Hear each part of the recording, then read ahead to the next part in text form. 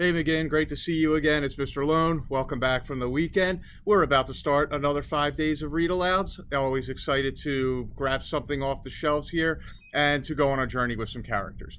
So, we're going to do a piece today that is by Beth Ferry and Tom Lichtenheld, and it is called A Moving Story. And I hope you enjoy. Here we go. Pete and Tiny were movers. Their broad shoulders and strong hands were just the right size for moving things. Big things and tiny things. Weird things, revered things. Bulky things, beloved things. Anything.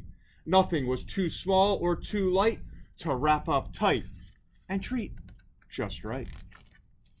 The brothers were very well suited for their jobs. Tiny had a knack for packing, an eye for organizing, and his 6-box balancing act never failed to impress. Pete was a mover who was definitely not a shaker. He had a quiet way that soothed even the most fretful family. But both brothers knew there was no rushing the perfect packing job, which required more peas than a packing box could hold.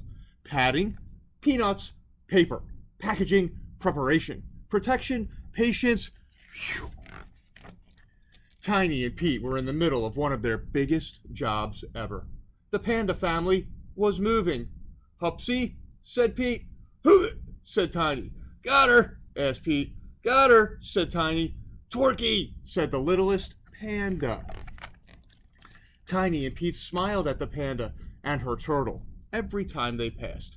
And they passed them a lot because they were in the groove of a very smooth move. And the only thing that could stop them was some very smooth peanut butter. Went Tiny's tummy. Went Pete's. It was lunchtime. Tiny spread out a blanket while Pete spread the peanut butter.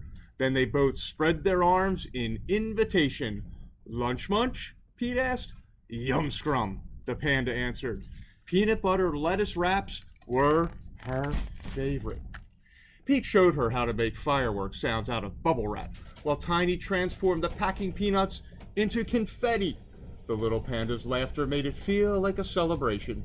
But boxes don't pack themselves, so the brothers packed up the lunch. And once again they were back in the groove of their very smooth move.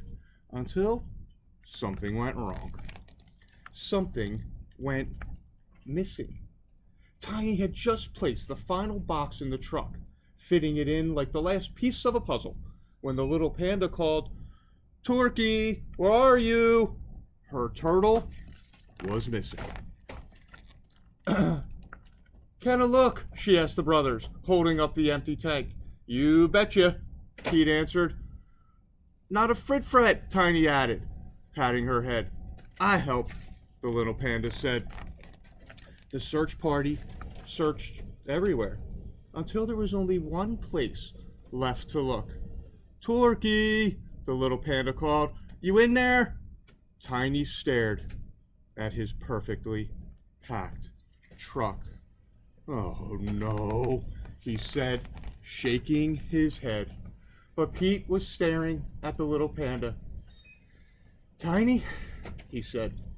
Tiny turned and saw the little panda, and he remembered that nothing and no one was too small or too slight to treat just right. So the brothers pulled out couches and credenzas and carton after carton after carton. They opened boxes, they unrolled rugs, and they unpacked all their careful packing, all looking for the tiny turtle. But there was no sign of Torky, and they had no choice but to repack the truck. Thank you for trying, Mr. and Mrs. Panda said. Thank you, said little Panda, who sniffled. She patted each brother on the knee. Pete slowly climbed into the truck, and Tiny followed. It had been a tough day, and they were tired. The brothers were so used to lifting things up that it felt strange to have let someone down. especially a small little someone. Oh, dim-dum, as Pete said. Glum gloom, Tiny agreed. Rumble went a sound. Pete looked at Tiny's tummy, and Tiny looked at Pete's. But it wasn't their tummies. The sound was coming from inside their lunchbox. It was Torquay. Whew, said Tiny. Hoo-hoo, said Pete. They packed up faster than a zoom zoom. There you go, said Pete. Got her, asked Tiny. Torquay? Cheered the panda, and she wrapped the bears in a great big thank you hug. Because nothing and no one was too big to wrap up tight and treat just right. And that is our story for the day. And again, love that story of kindness. Love how those two bears had a passion for their job, but they knew they just had to come through for that tiny little panda. We will be back with more read alouds as the week goes on. And again, have a terrific night, and I'll see you soon.